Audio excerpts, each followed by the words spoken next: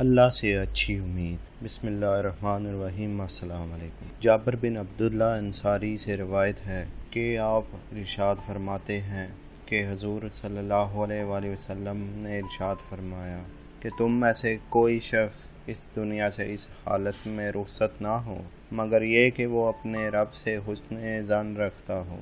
حدیث قدسی میں بیان ہوا ہے کہ اللہ تعالیٰ فرماتا ہے، میں اپنے بندے کے ساتھ ویسا ہی معاملہ کرتا ہوں جیسا وہ مجھ سے گمان رکھتا ہے۔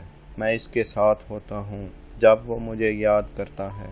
اگر وہ مجھے تنہائی میں یاد کرتا ہے تو میں اسے تنہائی میں یاد کرتا ہوں، اور اگر وہ مجھے مجلس میں یاد کرتا ہے تو میں بھی اس کا ذکر مجلس میں کرتا ہوں۔ وہ میری جانب ایک بالشت آگے بڑھے تو میں ایک گز بڑھتا ہوں۔ وہ میرے پاس چل کر آئے تو میں اس کی جانب دوڑ کر جاتا ہوں۔